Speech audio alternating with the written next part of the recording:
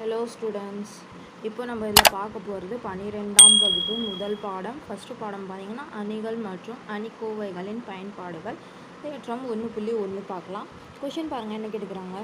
ஒவ்வொரு எண் வரிசையுடைய சதுர அணி ஏவிற்கும் A adjoint A is equal to adjoint A பெருக்கல் A is equal to determinant of A ஐஎன்னு சமம். இது மூணுமே சமம்னு நம்ம கண்டுபிடிக்கணும். அப்போ ஃபஸ்ட்டு இந்த கேபிட்டல் ஏ இருக்கிறதுல இது என்ன எடுத்துக்கலான்னா, ஃபஸ்ட்டு நிரூபணம்னு எழுதிக்கோங்க. நிரூபணம். அப்போ ஃபஸ்ட்டு நம்ம capital A is equal to இது என்ன எடுத்துக்கலான்னா A1 11 A12 A13, அடுத்தது A21 A22 A23, அதுக்கப்புறம் A31 A32 A33 இந்த மாதிரி எடுத்துக்கணும் நம்ம. அப்போ இது நிறை இது நிரல், புரிஞ்சுதுங்களா? இது நிறை இது நிரல், இது மாதிரி தான். அதுக்கப்புறம் அட்ஜாயிண்ட் ஏன்னு சொல்லியிருக்காங்களே, அட்ஜாயிண்ட் ஏக்கு ஃபார்முலா உங்களுக்கு புக்லேயே கொடுத்துருப்பாங்க. அப்போது அதுக்கு adjoint A is equal to AIJ transport. இங்கே மேலே டிரான்ஸ்போர்ட், இது டி போட்டால் டிரான்ஸ்போர்ட்டுன்னு மீனிங்கு. இதுதான் இதுக்கு ஃபார்முலா. அப்போது அட்ஜாயிண்ட் ஏ பார்த்திங்கன்னா adjoint A is equal to formula உங்களுக்கு என்ன புக்கில் கொடுத்துருப்பாங்கன்னா ப்ளஸ் M11 மைனஸ் M12 கூட்டல் M13. அடுத்தது இங்கே கழித்தல் வரும், இங்கே கூட்டல் கழித்தல் கூட்டல், இங்கே வரும்போது கழித்தல்னு வரும். M21 கூட்டல் M22 கழித்தல் M23. அடுத்தது இங்கே கூட்டல் இங்கே கழித்தல், மறுபடியும் இங்கே கூட்டல் வரும். அதுக்கப்புறம் M31 கழித்தல் M32 கூட்டல் M33 ப்ராக்கெட். இந்த டிரான்ஸ்போர்ட் மேலே வரும். டிரான்ஸ்போர்ட்னால் அது நிறையாகவும் நிறையாகவும் நம்ம மாற்றி எழுதணும். அதுக்கு தான் அது டிரான்ஸ்போர்ட்டுன்னு சொல்கிறோம். அப்போது இது பாருங்கள், இது ஃபுல்லாக குறியோடு சேர்த்து இது நம்ம கேபிட்டல் ஏன்னு எடுத்துக்கலாம். கேபிட்டல் ஏ இது நம்பர் இருக்கிறதுல அது எடுத்து அப்படியே போட்டுக்கணும், புரிஞ்சுதுங்களா? குறியோடு சேர்த்து தான் நம்ம எடுக்கிறோம். அதுக்கப்புறம் adjoint A is equal to இது என்ன சொன்னேன், கேபிட்டல் ஏன்னு எடுத்துக்கலாமா? அப்போ கேபிட்டல் ஏ 11 அந்த மாதிரி வரும். அப்போ கேபிட்டல் ஏ 11, இது கேபிட்டல் ஏ 12, இது கேபிட்டல் ஏ 13. குறியோடு சேர்த்து தான் நம்ம எடுக்கிறோம், புரிஞ்சுதுங்களா? அதுக்கப்புறம் இது கேபிட்டல் ஏ 21 ஏ 22 ஏ 23. அடுத்தது அதே மாதிரி தான் A31 A32 A33. இது டிரான்ஸ்போர்ட் மேலே அப்படியே வரும். அதுக்கப்புறம் தான் இதை நம்ம எழுதிட்டோமா டிரான்ஸ்போர்ட்னால், இப்போ இது இந்த மாதிரி இருக்கிறது இந்த மாதிரி மாற்றி எழுதணும், இது இந்த மாதிரி இருக்கிறது இந்த சைடாக எழுதணும், புரிஞ்சுதுங்களா? நிரலை நிறையாகவும் நிறைய நிரலாகவும் நம்ம மாற்றி எழுதணும்.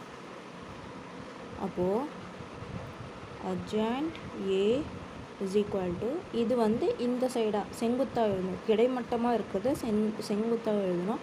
அப்போது A11 A12 A13 டிரான்ஸ்போர்ட்னால் அதுதான் மீனிங், நம்ம மாற்றி எழுதணும்.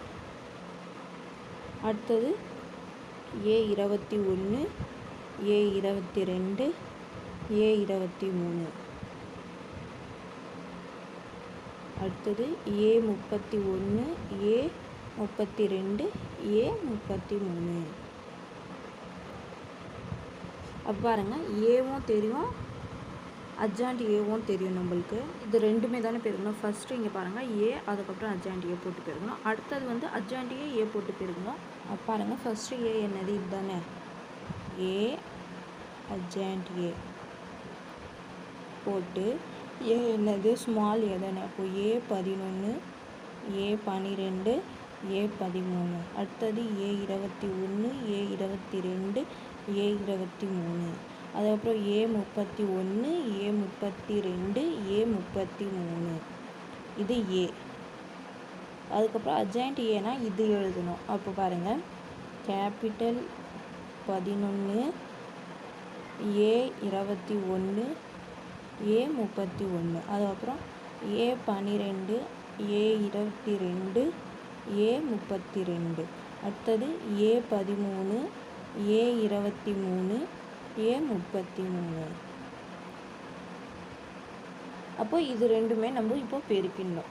அப்போது இது எப்படி பெருக்கணும்னா இது வந்து இந்த சைடு நிறைய எடுத்திங்கன்னா இந்த சைடு நிரலை எடுக்கணும். இந்த சைடு கிடைமட்டமாக எடுத்திங்கன்னா இந்த சைடு செங்குத்தாக எடுக்கணும். அப்போது இதுவும் பெருக்கணும். இதுவும் அந்த மாதிரி பெருக்கணும். ஃபஸ்ட்டு நம்ம இந்த நம்பர் வச்சிங்கன்னா இது எல்லாத்துக்குமே பெருக்கலாம். இது கிடைமட்டமாக வச்சிங்கன்னா இது ஃபஸ்ட்டு இதால் பெருக்கணும். அதுக்கப்புறம் இதே வச்சிங்கன்னா இதால் பெருக்கணும். அதுக்கப்புறம் இது வச்சிங்கன்னா இதால் பெருக்கணும். அப்போ பெருக்கலாமா பாருங்கள். இதுவும் அப்போது A11 கேபிட்டல் A11 கூட்டல் போட்டுக்கணும். அதுக்கப்புறம் இது பாருங்கள் A12 கேபிட்டல் A12 கூட்டல் மறுபடியும் A13 இந்த A13 வரும். அடுத்தது பார்த்தீங்கன்னா இப்போ இது பெருக்கணுமா, இது வச்சுங்கன்னா இது பெருக்கணும். இப்போ இந்த லைன் எடுத்துக்கின்னு இது பெருக்கலாம். அப்போ இந்த லைன் எடுத்துக்கின்னு இது பெருக்குனிங்கன்னா A21 A11 கூட்டல் A22 A12 கூட்டல் இது A23 A13. அடுத்தது இந்த லைன் எடுத்துக்கின்னு இதால் பெருக்கணும்.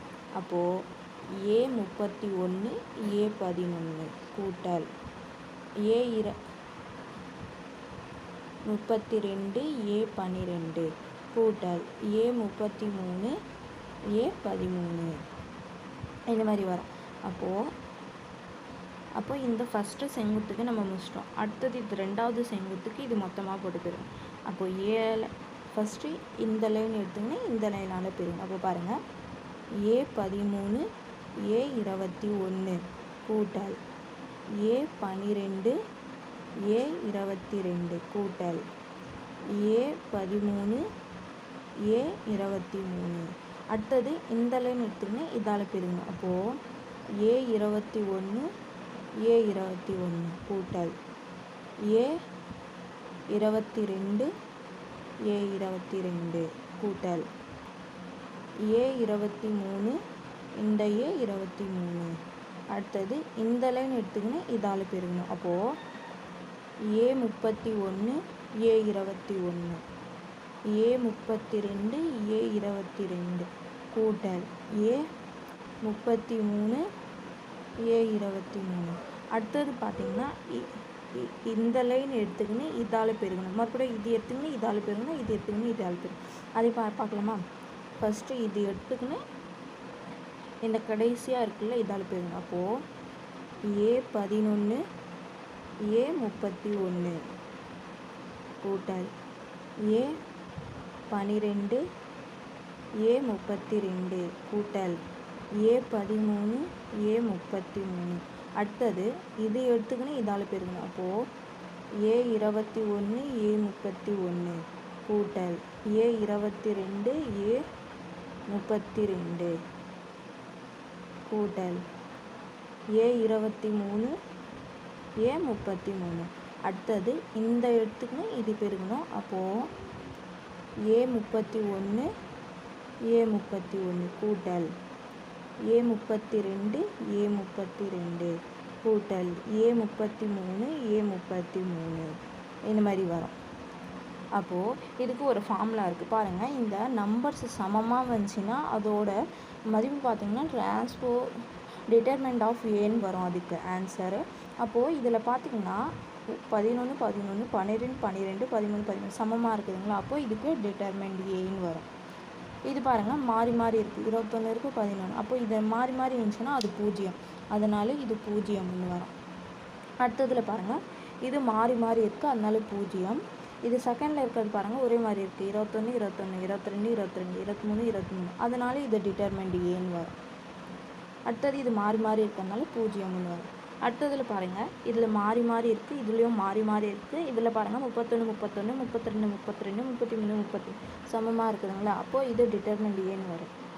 அப்போது 0 0 டிட்டர்மெண்ட் ஏ. அப்போது இதுலேருந்து நீங்கள் டிட்டர்மெண்ட் ஏ வெளியே எடுத்திங்கன்னா டிட்டர்மெண்ட் ஆஃப் ஏ வெளியே எடுத்துட்டிங்கன்னா இங்கே 1 வரும். இப்போது 1 இது பூஜ்ஜியம் பூஜ்ஜியம். அடுத்தது இது பூஜ்ஜியம், இங்கே 1, இது பூஜ்ஜியம், பூஜ்ஜியம் பூஜ்ஜியம் 1. அப்போது இது எந்த வடிவில் இருக்குது? டிட்டர்மினன்ட் ஆஃப் ஏ. இது என்ன குறிப்போம்? I3. இந்த மாதிரி வந்துச்சுன்னா I3ன்னு சொல்லுவோம். அதனால இது I3. புரிஞ்சுங்களா? ஃபஸ்ட்டு இது நம்ம கண்டுபிடிச்சிட்டோம். அடுத்தது ரெண்டாவது இது திருப்பி போட்டு நம்ம பெருகணும். அட்ஜாயிண்ட் ஏ போட்டு பெருகணும். இதே மாதிரி தான் பெருகணும். புரிஞ்சுதுங்களா? அதுவும் இப்போ வந்து நம்ம அட்ஜாயிண்ட் ஏ ஃபஸ்ட்டு போட்டு பெருகணும். அப்போது அட்ஜாயிண்ட் ஏ, அதுக்கப்புறம் ஏ. அப்போது அட்ஜாயிண்ட் ஏ என்ன கண்டுபிடிச்சோம் நம்ம?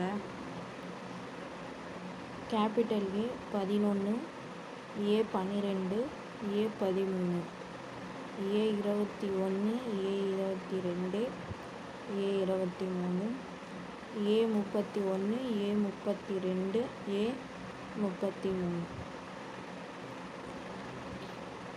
அதுக்கப்புறம் ஏ பார்த்திங்கன்னா ஏ 11, ஏ 12, ஏ 13, ஏ 21, ஏ 22, ஏ 23, ஏ 31, ஏ 32, ஏ 33.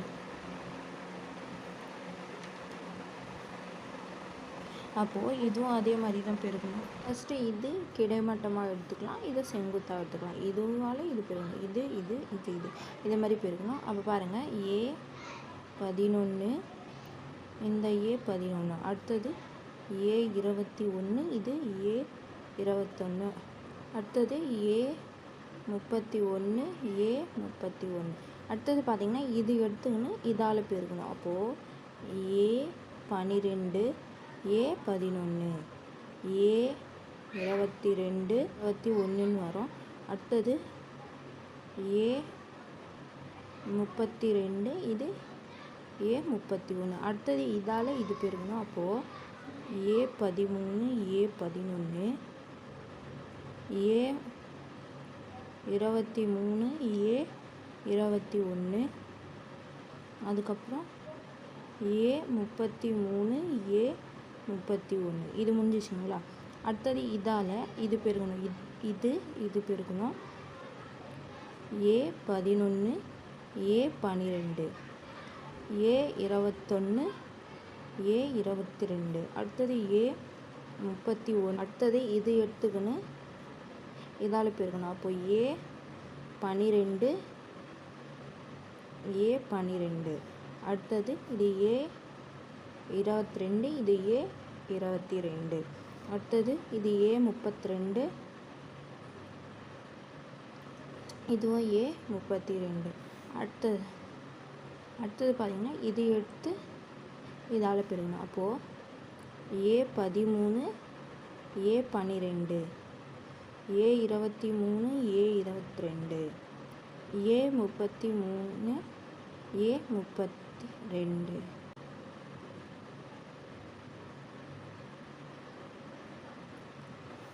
அடுத்தது பாருங்கள், இந்த கடைசி இருக்கிறது செங்குத்தாகவும் இது கிடைமட்டமாகவும் ஃபஸ்ட்டு பெருக்கணும். அப்போது ஏ 11, ஏ 13, அடுத்தது ஏ 21, ஏ 23, அடுத்தது ஏ 31, ஏ 33, அடுத்தது இது எடுத்துக்கணும், இதால் பெருக்கணும். அப்போது ஏ 12, ஏ 13, ஏ 22, ஏ 23, ஏ 32, ஏ 33. அடுத்தது பாருங்கள், இது எடுத்துக்கணும், இதால் பெருக்கணும். அப்போ ஏ 13, இந்த ஏ 13, அடுத்தது ஏ 23, இந்த ஏ 23, அடுத்தது ஏ 33, அடுத்தது இந்த ஏ 33. அப்போ பாருங்கள், முன்னாடி சொன்ன மாதிரி நம்பர் ஒரே மாதிரி இருந்துச்சுன்னா அது டிட்டர்மெண்ட் ஏவே குறிக்கும். அது வேறு வேறு இருந்துச்சுன்னா 0 ஆகிடுன்னு சொல்லணும். அப்போ பாருங்கள், 11 11, 21 21, 31 31. அப்போது இது டிட்டர்மெண்ட் ஆஃப் ஏ. இது பாருங்கள் வேறு வேறு இருக்குதுங்களா, அதனால 0. இதுவும் வேறு வேறுனால் 0. அடுத்ததில் பாருங்கள், இது 11, இது 12. அப்போ வேறு வேறு இருக்குது, அதனால இது 0. இது பாருங்கள், இங்கே 12, இதுவும் 12, 22 22, 32 32. அப்போ இது டிட்டர்மெண்ட் ஆஃப் ஏ. அதுக்கப்புறம் இது பாருங்கள் 13, 12, 23, 22 மாறி மாறி வருது, அதனால் இது 0. அடுத்ததில் பாருங்கள் A11, A13, அப்போ இது வேறு வேறு இருக்குது, அதனால 0ன்னு வரும். அடுத்தது பாருங்கள் இது 12, இது 13, இதுவும் வேறு வேறு வருது, 0ன்னு வரும். இது பாருங்கள் 13, 13, 23, 23, 33, 33, அப்போது ஒரே மாதிரி நம்பர்ஸ் வருதுங்களா, அப்போ இது டிட்டர்மெண்ட் ஆஃப் ஏ.